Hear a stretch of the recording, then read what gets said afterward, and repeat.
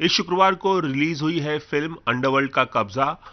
5 भाषाओं में रिलीज हुई है ये फिल्म। मूलतः कन्नड़ में बनी है और जाने माने प्रोड्यूसर आनंद पंडित जो हैं वो पहली बार उन्होंने साउथ की किसी फिल्म को प्रोड्यूस किया है। आनंद पंडित इस वक्त मेरे साथ मौजूद है बातचीत करने के लिए।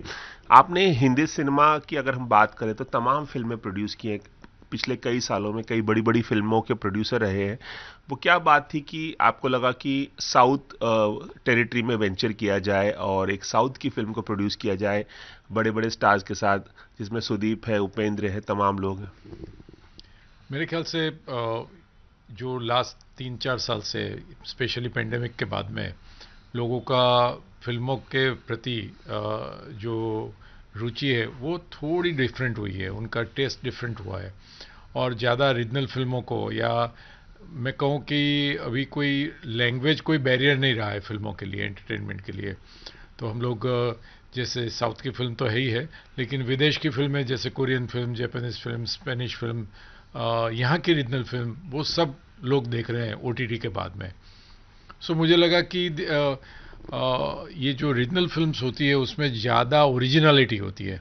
सो मैं काफ़ी Marathi film, Gujarati film already produce कर रहा हूँ, और अभी पंजाबी फिल्म भी कर रहा हूँ। तो मुझे लगा कि एक ऐसी पैन इंडिया फिल्म साउथ की जाए। और अंडरवर्ल्ड का कब्जा, जब मैंने उसकी नरेशन और वो सुना, तो मुझे लगा कि ये परफेक्ट मेरे लिए एंट्री है साउथ में। और हमारे डायरेक्टर साहब आर चंद्रू साहब वेरी बहुत पैशनेट आदमी है, तो उन्होंने फिल्म भी बहुत अच्छी बनाई है। तो दैट वाज माय रीज़न कि ये रीजनल फिल्म को ज़्यादा बढ़ावा देना चाहिए। यही फिल्म क्यों, अंडरवर्ल्ड का कब्जा, यही फिल्म, इसी फिल्म को आपने क्यों चुना कि इस फिल्म से वेंचर किया जाए? कई ऐसे प्रोड्यूसर है जैसे बोनी कपूर है, वो साउथ की कई फिल्में कई सालों से प्रोड्यूस कर रहे हैं, कई फिल्मों की रीमेक्स भी उन्होंने बनाई है। इस फिल्म से आपने और अब क्यों सोचा कि साउथ की फिल्म में एंटर किया जाए?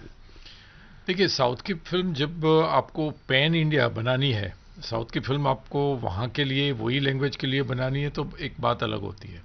उसका कंटेंट अलग होता है, उसका बजट अलग होता है, उसका स्क्रीन प्ले अलग होता है, स्टोरी अलग होती है। बट जब आपको 5 भाषाओं में ये फिल्म रिलीज़ करनी हो, जैसे हिंदी बहुत बड़ा बेल्ट है और साउथ का 4 भाषाओं में, तो उसकी स्टोरी लाइन भी उसी हिसाब से होनी चाहिए। तो इसकी स्टोरी लाइन जो है वो हर एक क्षेत्र को, भारत के हर एक क्षेत्र को कनेक्ट करेगी। और दूसरा कि अक्रॉस द जेंडर ये कनेक्ट करेगी। तो हमारा मानना है कि ये एकदम परफेक्ट बिल में सूट होती थी। That is why we thought about producing this film. Pan India फिल्मों का ज़माना है और तमाम जो साउथ की फिल्में हैं अब नॉर्थ बेल्ट में भी, नॉर्थ के ऑडियंस को भी, हिंदी ऑडियंस को भी बहुत पसंद आने लगी है। चाहे वो पुष्पा की बात हो, आरआर की बात हो, केजीएफ की बात हो। इससे भी एक अलग तरह का हौसला बढ़ता है प्रोड्यूसर का कि चलो अब साउथ की फिल्मों में हम भी रुचि दिखाएं और हम भी प्रोड्यूस करें इस तरह की एक स्पेक्टेकल फिल्म। बिल्कुल सही बात है। और क्या है कि वो साउथ के जो डायरेक्टर्स है और वहाँ के जो कस्बी है, बहुत पैशनेट है। और हमने देखा कि आज तक हमने खाली हिंदी फिल्मों के ऊपर, या तो यहाँ की क्षेत्रीय भाषाओं में ही खाली फिल्में बनाई है। तो लगा कि वहाँ की जो कस्बी लोग हैं उनको भी चांस मिलना चाहिए, उनको भी हमें सपोर्ट करना चाहिए। और उस हिसाब से हमारा खुद का एंटरटेनमेंट का बिजनेस भी बढ़ता है। So that is why we decided कि हम साउथ में भी फॉरे करेंगे। हाल ही में राजा मौली की फिल्म आरआर को ऑस्कर में नाटू नाटू के लिए अवार्ड मिला ओरिजिनल सॉन्ग कैटेगरी में। एक नई शुरुआत है कि अब जो रीजनल सिनेमा जो है वो ग्लोबल ऑडियंस उसे सराह रही है, उसे पसंद कर रही है और रीजनल सिनेमा को भी वो दर्जा मिल रहा है जो अब तक नहीं मिला था। क्या कुछ कहना चाहेंगे, ये जो उपलब्धि है इसकी, इस पे क्या कहेंगे आप? सबसे पहले तो आरआरआर की टीम को, राजा मौली साहब को, सबको मैं कॉन्ग्रेचुलेट करता हूँ। और इससे एक चीज़ प्रूव हो रही है कि आप जितना लोकल है उतना ग्लोबल हो सकते हैं। और उन्होंने ये जो लोकल लैंग्वेज में, रीजनल लैंग्वेज में फिल्म बनाई और जाके ऑस्कार जीती, वो उसका प्रमाण है। मेरे ख्याल से उन्होंने बहुत मेहनत की और उसका रिज़ल्ट भी मिला। और ये एक स्टेपिंग स्टोन हो जाएगा हमारी सब फिल्म इंडस्ट्री के लिए, खाली साउथ के लिए नहीं, लेकिन हिंदी में भी बहुत अच्छे कस्बी है और उनकी फिल्में बहुत अच्छी भी होती है। लेकिन जो साउथ के लोग ज़्यादा मेहनत करके पैशनेट बन के फिल्म के पीछे लगते हैं, ऐसा हमें लगना पड़ेगा। डेफिनेटली एक रास्ता खुल गया है और काफ़ी लोग उसको एम करके भी फिल्में बनाएंगे। मैं आपसे ये भी पूछना चाहूँगा कि आपने तमाम फिल्में बनाई हैं, हाल ही में थैंक गॉड प्रोड्यूस की थी, आपने चेहरे बनाई थी, वेल्डन बेबी बनाई थी, दृश्यम 2 को आपने प्रेजेंट किया था, आप एक बहुत बड़े डिस्ट्रीब्यूटर भी है, प्रेजेंटर भी है। अमिताभ बच्चन के साथ, सर के साथ आपकी खासी अच्छी दोस्ती है। हमने देखा कोरोना काल में भी आप लोगों ने मिलकर बहुत कुछ किया था, अस्पताल में बहुत सारे इक्विपमेंट डोनेट किए थे, बहुत सारी चीज़ें भी मिलकर की थी। अमिताभ बच्चन सर के साथ जो दोस्ती है आपकी, उसके बारे में क्या कहना चाहेंगे? ये दोस्ती कब और कैसे हुई? जब मैं कॉलेज में था तब से, अहमदाबाद में इंजीनियरिंग कर रहा था, तब से बच्चन साहब वॉज ए आइडल। और ऐसा सोचा था कि एक दफ़े बच्चन साहब को बॉम्बे जाके मिलूँ तो मेरे लिए एक, कहते हैं ना कि लाइफ बन जाए, ऐसी हो सिचुएशन। बट समय ऐसा आया कि धीरे धीरे होके बच्चन साहब के बहुत नज़दीक आया और काफ़ी चीज़ें हमारी साथ में चलती है। और उनके साथ में पहले सरकार 3 भी बनाई और उसके बाद में ये चेहरे बनाई। उसके बाद में अभी एक गुजराती फिल्म फक्त महिलाओं माटे करके एक छोटी बहुत अच्छी फिल्म बनाई जिसने काफ़ी रिकॉर्ड्स गुजरात में तोड़े हैं। उसमें भी बच्चन साहब को मैंने रिक्वेस्ट किया कि एक स्पेशल अपीयरेंस करे और बच्चन साहब ने पूरा फिल्म में नैरेट भी किया है गुजराती में और बहुत अच्छा फिल्म को रिस्पॉन्स हमें मिला। तो फिल्मों में तो साथ में है ही है और उसके अलावा भी काफ़ी बच्चन साहब के साथ में पारिवारिक रिश्ता है। और आपने जैसे बताया वैसे कोरोना काल में भी बच्चन साहब की इच्छा थी कि हम साथ में कुछ एक्टिविटीज़ करें और हमने यहाँ पर जू में एक हॉस्पिटल चालू किया था, ऑक्सीजन सेंटर चालू किया था। हमने वो स्टोरी कवर की थी, एबीपी न्यूज़ पे दिखाई थी। बिल्कुल बिल्कुल सही है। तो वो सब और उसके अलावा भी काफ़ी एक्टिविटी हमने साथ में की थी। और तो वैसे ऑलमोस्ट आप समझिए डे टू डे जुड़े हुए हैं बच्चन साहब के साथ में। तो जब आप अहमदाबाद में थे, कॉलेज में थे, अमिताभ बच्चन से मिलना चाहते थे, तो फिर पहली मुलाकात कब हुई, कैसे हुई और कब आपने देखा और कब मुलाकात हुई उनसे? पहली मुलाकात तो वहाँ का एक थिएटर था, श्री थिएटर, उसके पर्दे पे बच्चन साहब को देखा था, वो मेरी पहली मुलाकात थी। कौन सी फिल्म थी? काफ़ी फिल्में देखी लेकिन उनकी त्रिशूल मेरे लिए एक खास फिल्म थी। कम से कम 100 दफ़े देखी होगी मैंने फिल्म। 100 दफ़े? हाँ, और उसमें से ही इंस्पायर हुआ था मैं। बच्चन साहब का एक किरदार था, शांति कंस्ट्रक्शन कंपनी के मालिक थे। तो वो आज भी मेरे जहन में है और वही इसी वजह से मैं भी रियल एस्टेट में आया और कंस्ट्रक्शन कंपनी चालू की। So he was kind of a motivator.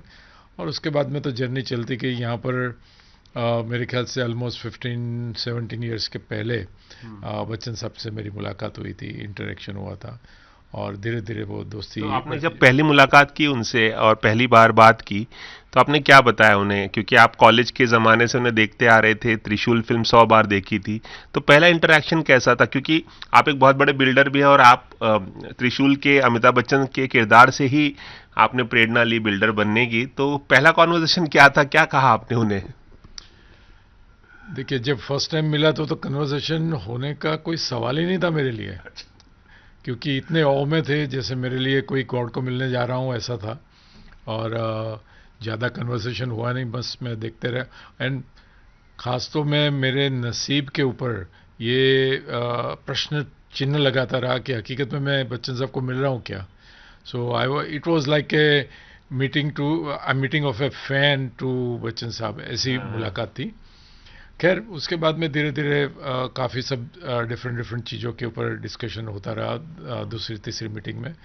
और उसके बाद में तो अभी बच्चन साहब इवन मेरे व्यवसाय में भी मेरे साथ में है। और पहली बार आपने बताया होगा ना कि त्रिशूल के किरदार से आपने प्रेरणा ली है एक कंस्ट्रक्शन कंपनी खड़ी करने के लिए, तो उन्होंने क्या रिएक्ट किया होगा? नहीं, मेरी इतनी जुर्रत और हिम्मत दोनों नहीं थी उनको ये बताने की। कभी तो बताया होगा। जैसे जैसे दोस्ती होती गई वैसे वैसे धीरे धीरे मैं अनफोल्ड करता गया ये। अच्छा, कि सर आपसे ही मैं प्रेरणा लेके ये रियल एस्टेट कंपनी चालू की है मैंने। तो और उन्होंने आज क्या कहा? नहीं, वो खाली हंस रहे थे कि उनको लगा कि अच्छा है कि चलो मैं मेरे किरदार ने किसी को तो मोटिवेट किया है, ऐसा बोला उन्होंने। So I am very blessed actually कि बच्चन साहब का आशीर्वाद मेरे ऊपर है हमेशा। हम्म, आप 3 फिल्में कर चुके हैं, सरकार 3, चेहरे और एक गुजराती फिल्म में भी वो नजर आए थे स्पेशल अपीयरेंस में। आगे कोई प्रोजेक्ट अमिताभ सर के साथ करने जा रहे हैं आप? कुछ प्लान किया है आपने? हाँ, मेरा 2-3 प्लान चल रहे हैं। एक सरकार 4 के भी एक प्लान चल रहा है बच्चन साहब के साथ में, क्योंकि बच्चन साहब उसमें रिप्लेस हो ही नहीं सकते, उसके उनके बिना सरकार हो ही नहीं सकती है। तो वो एक चल रहा है, और दूसरी 2-3 स्टोरीज में बच्चन साहब को बाउंस कर रहा हूँ। तो मेरे ख्याल से ये second half of this year और नेक्स्ट ईयर कोई ना कोई एक प्रोजेक्ट मेरा बच्चन साहब के साथ में होगा। बच्चन सर की जिंदगी से आपने प्रेरणा लेके कंस्ट्रक्शन कंपनी खड़ी की, उनके साथ काम कर लिया, उनके आप बेस्ट फ्रेंड हैं, आप पार्टनर भी हैं जो नए वेंचर्स हैं।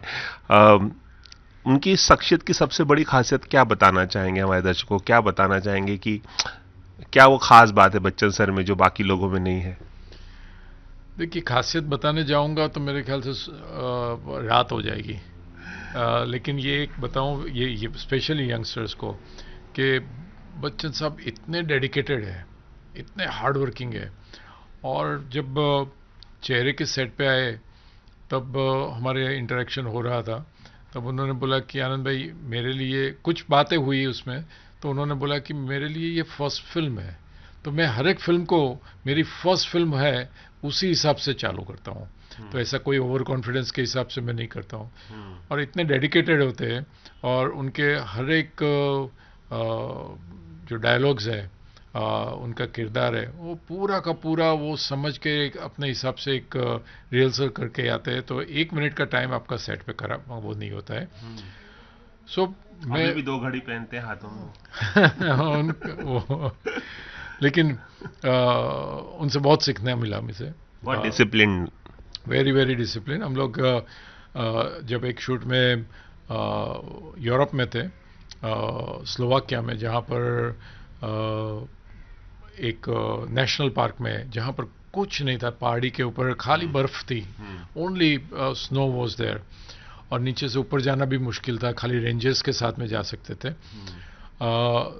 तो वहाँ पर बिकॉज दिसंबर का महीना था, ठंडी -17 डिग्री थी, तो हमारी शिफ्ट सुबह में 7:30 से 1:30 बजे की शिफ्ट थी, क्योंकि 1:30 बजे के बाद में दोपहर में अंधेरा हो जाता है। तो 7:30 बजे हम लोग 7:30 बजे पहुंचे, उसके आधे घंटे पहले बच्चन साहब मेकअप के साथ में वहाँ पर रेडी थे। तो ये उनका इस उम्र में भी, अभी भी ये उम्र में भी उनको कोई बहुत इंस्पायरिंग है उनका, जिस तरह से वो अपने डे टू डे लाइफ को कंडक्ट करते हैं और प्रोफेशनली जिस तरह से बिहेव करते हैं। आनंद जी, मैं जानना चाहूँगा कि तमाम आपने फिल्में बहुत सालों से आप बनाते आ रहे हैं, बड़ी बड़ी फिल्में डिस्ट्रीब्यूट भी कर रहे हैं, प्रेजेंटर भी हैं। आगे आने वाले प्रोजेक्ट्स के बारे में बताना चाहेंगे? कौन कौन सी फिल्में आने वाली है हिंदी में या बाकी भाषाओं में? काफ़ी लाइनअप है हमारा। जैसे मैंने बताया, वैसे क्षेत्रीय भाषाओं में, गुजराती में हमारी 2-3 फिल्में बन रही है, और मराठी में 2 फिल्में ऑलरेडी रेडी है, दूसरी 2 फ्लोर पे जा रही है। पंजाबी में 2 चालू कर रहा हूँ। साउथ में 2-3 फिल्मों का ऑलमोस्ट फाइनलाइजेशन हो रहा है, और हिंदी में तो पूरा लाइनअप है। अभी नेक्स्ट मेरी है वीर सावरकर करके, सावरकर साहब के ऊपर ये फिल्म रणदीप हुडा के साथ में ऑलमोस्ट कंप्लीट होने आई है अगस्त में। जो अब रणदीप हुडा ही डायरेक्ट कर रहे हैं, पहले महेश मांजरेकर। करेक्ट, रणदीप हुडा जी डायरेक्ट कर रहे हैं, और वही ही इज द एक्टर। और बहुत अच्छी फिल्म वो बन रही है, वो पूरी पैट्रियोटिक फिल्म है। तो वो फिल्म हमारी नेक्स्ट आएगी। उसके बाद में देसी बॉयज 2 एक हम लिख रहे हैं अभी। जैसे सरकार मैंने बताई, वैसे सरकार 4 भी पाइपलाइन में है। और उसके अलावा बिग बुल 2 वो भी अभी लिखने का शुरू हुई है। तो काफ़ी 3-4 फिल्में हिंदी में भी चल रही है मेरी। अगर आप जाते जाते बता सके, जैसे कि खबर आई थी कि महेश मांजरेकर अब डायरेक्टर नहीं है, अब वीर सावरकर के, अब रणदीप हुड्डा जो कि वीर सावरकर बने वही डायरेक्ट कर रहे हैं, तो क्या खास वजह थी कि महेश मांजरेकर ने वो फिल्म छोड़ दी? कुछ बताना चाहिए। नहीं, इसमें किसी ने छोड़ दी और किसी ने फिल्म ले ली ऐसा कुछ नहीं था। डेट्स का प्रॉब्लम था। क्या हुआ कि महेश जी का जो टाइम विंडो था वो टाइम विंडो के हिसाब से हम रोल नहीं कर पाए थे, और उसके बाद में महेश जी को दूसरा कमिटमेंट था मेरे ख्याल से। मराठी में वो बिग बॉस या कुछ कोई प्रोग्राम करना चाहते थे, तो उनमें उनका कमिटमेंट था। सो दैट इज़ वाई उनकी टाइम क्लैश हो रहा था। सो इसीलिए रणदीप ने बोला कि ठीक है, मैं खुद ही डायरेक्ट कर लूँगा, और उसको इच्छा भी थी क्योंकि स्क्रिप्ट पे उन्होंने भी काफ़ी काम किया था और वो पूरे के पूरे वो प्रोजेक्ट के अंदर घुसे हुए थे। तो मुझे लगा बाहर से किसी को लो और उनको कन्विंस करे, उससे अच्छा है रणदीप को ही बताते हैं। So but he has done A fantastic job, बहुत अच्छी। थोड़ी देर पहले आपने बताया कि अहमदाबाद से कैसे आपकी जर्नी शुरू हुई, कैसे अमिताभ बच्चन ने आपको इंस्पायर किया। क्या ये सच है कि आपकी जेब में तभी सिर्फ 11,000 रुपए थे जब आप मुंबई आए और आपने वहां से ये जर्नी शुरू की और आप बहुत ऊंचे मकाम पर गए? बिल्कुल सही। आपने कहाँ से फाइंड आउट किया पता नहीं है, बट बिल्कुल सही है कि जब अहमदाबाद से आया तब मेरे पास में जेब में 1989-90 की बात है, खाली 11,000 रुपये थे, और पेरेंट्स के आशीर्वाद थे और एक जज्बा था कि बम्बई में आके कुछ करना है। और उसके बाद में तो फिर हिस्ट्री है।